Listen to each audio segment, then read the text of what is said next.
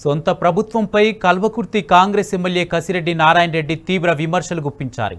Technology పెరిగినప్పటికీ ప్రభుత్వ ఆసుపత్రిలో వసతులు ఏమీ బాగుపడలేదని ధ్వజమెత్తారు. ఆసుపత్రిలో కనీస మౌలిక వసతులు కల్పించలేదని ఆయన స్వయంగా అంగీకరించారు. కల్వకుర్తి ఆసుపత్రిలో మెరుగైన వైద్య సేవలు లేక జనం చనిపోతున్నారని కసిరెడ్డి నారాయణ రెడ్డి ఆందోళన వ్యక్తం చేశారు. ప్రాణాలు గాలిలో కలిసిపోతున్నా చేష్టలుడికి చూడాల్సి వస్తుందని తీవ్ర అసహనం వ్యక్తం చేశారు. కల్వకుర్తిలో ఎమ్మెల్యే క్యాంపు కార్యాలయంలో కళ్యాణలక్ష్మి చెక్కుల పంపిణీ కార్యక్రమంలో కసిరెడ్డి నారాయణ రెడ్డి కీలక వ్యాఖ్యలు చేశారు. తన వ్యాఖ్యలతో వైద్యులు బాధపడ్డా, ప్రభుత్వం చిన్నబుచ్చుకున్నా, చివరికి కాంగ్రెస్ పార్టీ ఇబ్బంది పడ్డా పర్లేదని కుండబద్దలు కొట్టారు.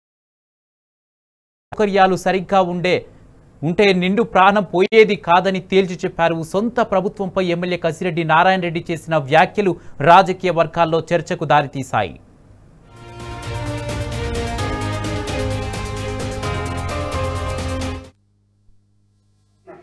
కొందరు మంచి చేస్తారు, కొంతమంది చెడు చేస్తా ఉన్నారు. ఆ రోజు అడగలేకపోయారు.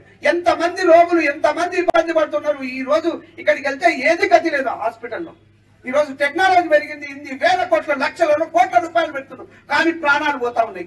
నిన్న కాక మొన్న 2 రోజుల కింద వెళ్తాను. ఉన్న రోజు ఎప్పుడు నిన్న కాక మొన్ననే పోతే 3 యాక్సిడెంట్స్ అయినాయి.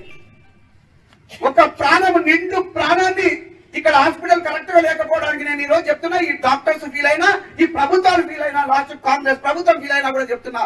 ఇక్కడ సౌకర్యాలు లేకపోవడం నుంచి ఒక వ్యక్తి చేతుల ప్రాణాన్ని పోగొట్టుకున్నాం. ఆయన హైదరాబాద్ పోవడానికి దాదాపు గంటన్నర టైం పట్టింది. ఆ గంటన్నర టైంలో కూడా రక్తమంతా పోయేసేసి అది చేయలేక డాక్టర్స్ అక్కడ పంపించేసిండ్రు. ఆ ప్రాణం అక్కడే వదిలిండు. హాస్పిటల్ పోయిండు, ఆ ప్రాణం వదిలేసిండు. ఆ స్పాట్ లో ఒక అతనికి కాలు ఇరిగిపోయింది, ఒక అతను చనిపోయిండు.